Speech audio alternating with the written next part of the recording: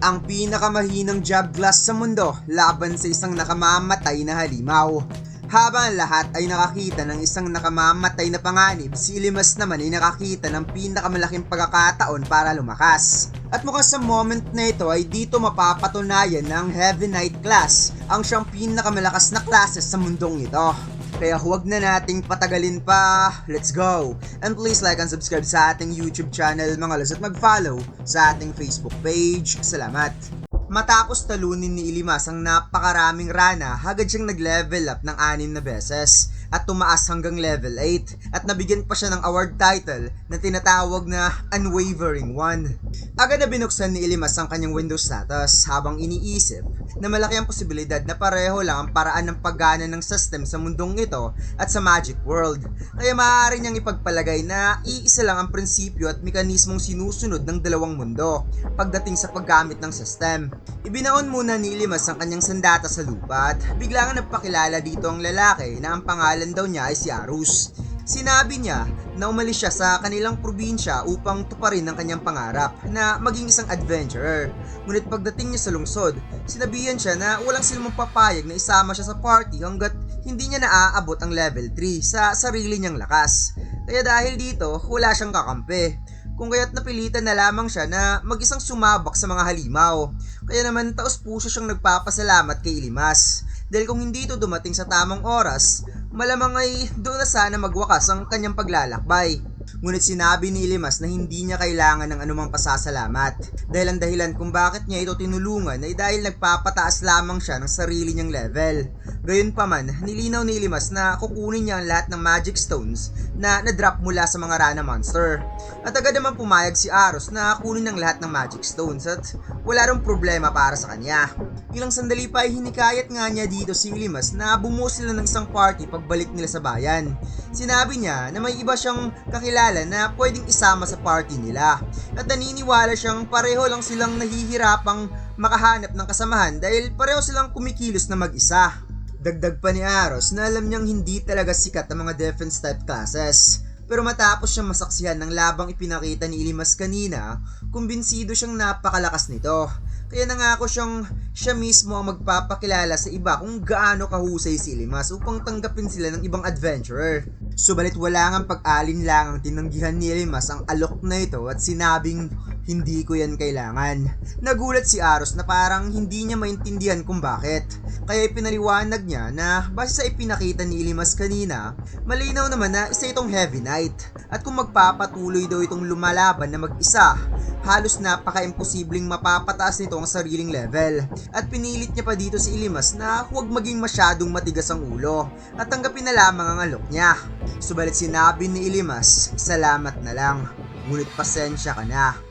Sinabi ni Ilimas sa kanyang isipan na totoo naman ang lahat ng sinabi ni Aros patungkol sa defense type classes. Sa normal na sitwasyon, ang mga defense type classes ay talagang nagiging malakas kapag may mga kakamping pinoprotektahan habang sila ang sumasalo sa atensyon ng mga kalaban. Ngunit iba ang plano niya.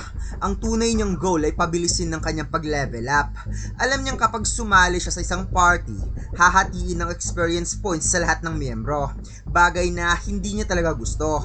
Gusto niyang mapasa kanya ang buong experience, pati na rin ang lahat ng items, skill at titles na makukuha sa bawat laban. Bukod pa rito, wala rin kasiguraduhan na paniniwalaan siya ng ibang tao tungkol sa tunay niyang kakayahan. At higit sa lahat, determinado siyang baguhin ang miserable niyang kalagayan gamit ang sarili niyang lakas. Kaya wala siyang balak na umasa sa kahit na sino. Ngunit hindi pa rin sumuko itong si Aros na kumbinsihin si Ilimas. Sinabi pa niyang ginagawa lang niya ito dahil tunay siyang nag-aalala para kay Ilimas. Para sa kanya, napakahusay at napakalakas nito. Ngunit kung magpapatuloy ito sa kasalukuyang paraan, siguradong maaabot nito ang sariling limitasyon balang araw. Ipinaliwanag pa niya na hindi habang buhay ay ranang monster na lamang ang maaari nitong maging kalaban. Darating ang oras ay kailanganin nitong humarap sa mas malakas pa at mas mapanganib na halimaw. Kaya kung talagang gusto nitong lumakas, kailangan nitong maghangad ng mas mataas at mas mahirap na hamon, sa halip na mananatili sa kasalukuyan nitong sitwasyon. Ngunit ang hindi niya alam ay may nakaabang na pala sa itaas na isa talagang malaking hamon. Agad namang napansin ni Ilimas ang kakaibang monster na nagtatago sa napakakapal na dahon sa itaas. Ngunit huli na ang lahat dahil bigla itong bumagsak sa likod mismo ni Aros na sobra nga niyang ikinagulat dito dahil hindi niya alam kung ano ang bumagsak sa likod niya. Ngunit nang lumingon siya sa likuran niya, isa pala itong napakalaking gagamba na sumigaw pa ng sobrang lakas sa harapan nilang dalawa. Gulat na gulat si Aros sa kanyang nakita at napasabing sumigaw na, "Huwag kang magbiro sa akin ng ganyan, halimaw ka. Paano ka bigla na lamang napunta dito?" Samantala, si Ilimas naman ay agad na binuksan ng Windows status upang makita ang stats ng halimaw. Ngunit itong si Aros ay mabilis na inatake ng higanting gagamba at buti na lang ito ay nakatalon dahil kung hindi, babaon sa binti niya ang napakatalas na claw ng napakalaking gagamba na siyang tinitingnan niya ngayon dahil bumaon lang naman ito sa lupa. Nakita ni Ilimas na isang level 16 Aryan type monster ang halimaw na ito na may 31 health points at 11 mana points. Sa isip ni Ilimas, hindi man lang siya natakot o nagka-problema. Instead, tinuring niya itong grasya na nahulog mula sa lupa dahil dodoble daw ang level niya kapag napatay niya ang monster na ito. Samantala, mabilis naman niyang naunawaan ang nangyari. Sinabi niya na malamang ay nakalapit sa kanilang halimaw na ito na hindi nila namamalayan dahil sa kakayahan nitong magtago at palihim na gumalaw gamit ang creepy crawly skill. At hindi lang yon, taglay rin ng higanting gagambang nito ang poison buff na nagpapabagal sa galaw ng sinumang tamaan nito. At mayroon pa itong napakadelikadong flaming claw skill. Habang itong si Aros naman ay agad na sinisi ang kanyang sarili.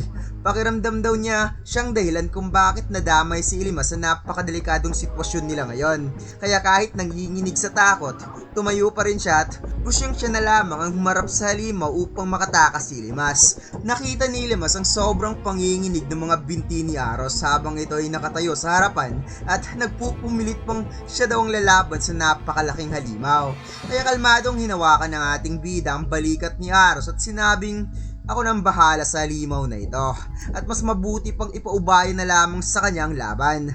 Agad niyang sinubukan ni Aros na pigilan si Ilimas at sinabing huwag itong padalos-dalos dahil masyado daw nitong minamalit ang sitwasyon at isa daw itong napakadelikadong desisyon na maaaring ikapahamak ni Ilimas. Ngunit habang minamasdan ni Ilimas ang higanting gagamba, sinabi niya sa kanyang isipan na hindi ito isang laban na imposibleng mapanalunan.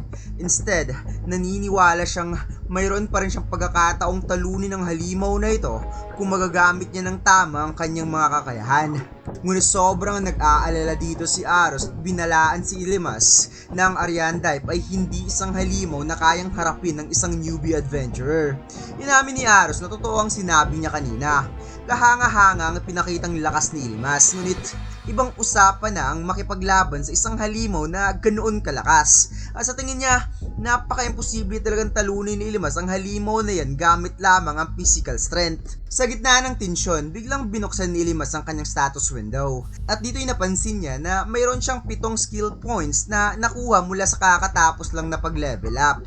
Agad siyang nakaisip ng plano na sa halip na itabi ang mga points na ito, nakapag-decide siya na ilaan ng lahat ng ito sa Oath of the Heavy Armor upang mas mapalakas pa niya ang kakayahang nito. At dahil sa desisyong ito, isang bagong skill ang agad na na-unlock ni Ilimas at tinatawag nga itong Disarm. Ipinaliwanag ni Ilimas na ang Disarm ay isang common skill na pansamantalang nagpapababa sa attack stats ng kalaban sa tuwing matagumpay siyang makatama ng isang atake. Mas partikular na binabawasan nito ang lakas ng kalaban ng 20% sa loob ng isang minuto. Kaya nang mabasa ni Ilimas ang effect ng bagong skill, agad niyang napagtanto na ito mismo ang nawawalang peraso ng kanyang plano. Kung may papagana niyang Disarm laban sa Aryan type, sapat ang pagbawas sa attack stats nito upang magkaroon siya ng pagkakataong gamitin ng Rampart Reflection.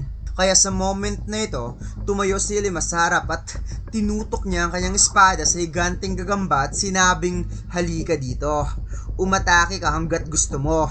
Dahil alam nga niya dito na sa oras na may sagawa niya ang kanyang plano, mag-game over talaga ang gagambang to. Ilang sandali pa ay bigla na lamang sumugod ang higanting gagamba at sinubukang kagatin si Ilimas. Ngunit sa bilis ng reaksyon ng ating bida, nagawa niya itong maiwasan at pumalya ang mabangis na ataking yon. Napaisip si Ilimas na alam niyang napakalaki ng panganib ang kanyang isinusugal. Isang maling galaw niya lang ay maaaring dito na magtatapos ang lahat. Pero sa ganitong klaseng sitwasyon, dito niya mailalabas ang kanyang tunay na potensyal. Napansin ng Ariandive na pumalya ang una niyang atake kung kaya't ito ay sumigaw sa sobrang inis at sunod-sunod na umatake kay Ilimas. Samantala habang iniiwasan ng ating bida mga pag-atake ng halimaw, naisip naman niya na kabisado niya ang galaw, saklaw ng pag-atake at attack pattern ng Ariandive. Kaya kahit gaano pa ito kabagsik, hindi basta-basta maitatama ng halimaw na ito ang kanyang mga atake. Bigla nga ditong nag-cast ng isang skill magic spell ang gagamba sa ground at nag-boost ng lakas ng halimaw bago ito nagsagawa ng isang magic spell at biglang pinakawalan ng beam poison skill. Ngunit tinititigan lamang ito ng ating bida na habang nakikita ang poisonous acid na pupunta sa kanya, sinabi niyang ito talagang hinihintay ko, ang saluin ng ataking ito, na makikitang lakas loob na sinalubong ni Limas ang poison beam at sa eksaktong moment, nakita ni Limas ang pagbukas ng depensa ng halimaw, isang pagkakataon upang makapaglandang hit at gamitin ang common skill na disarm. Nagawang mahiwa ni Limas ang mukha ng higanting gagamba at agad ngang nag-activate ang disarm skill.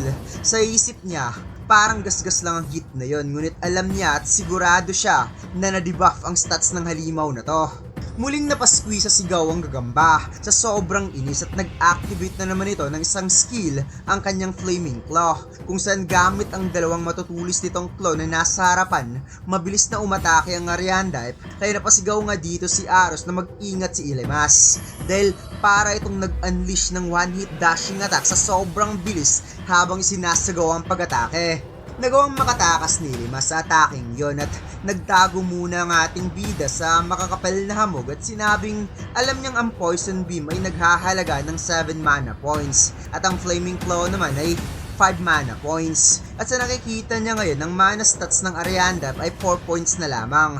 Kaya wala nang dahilan pa para muli itong makapag-unleash ng skill at bigla ngang umatake dito si Limas mga lods at muling ginamit ang common skill disarm. Since nakapag-activate si Limas ng dalawang disarm skill sa katawan ng kalaban, nabawasan ang attack stats ng Ariandive ng 40% at nagpapasalamat din si Limas sa bago niyang title, ang Unwavering One, na mas lalong nagpapaboost sa kanyang depensa dahil nadadagdagan nito ng 10% kapag nananatili siyang nakatayo at hindi gumagalaw. Kaya sa puntong ito, bahagyang napasmile ang ating bida dahil sa wakas, may sasagawa niya na ang kanyang susunod na hakbang upang baliktarin ng laban.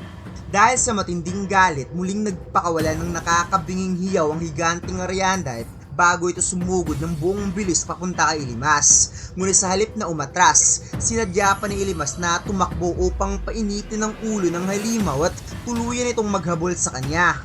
Habang papalapit ang Ariandive, matiyaga lamang na hinihintay ni Limas ang eksaktong sandaling matagal niya ng pinaplano at nang dumating ang tamang tiempo, bigla siyang huminto.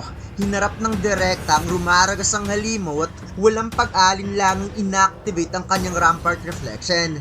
Kaya ang higanting gagamba ay para nga itong bumangga sa isang napakakapal at hindi matitinag na pader at dahil sa epekto ng Rampart Reflection, biglang naibalik sa halimaw ang napakalakas nitong atake.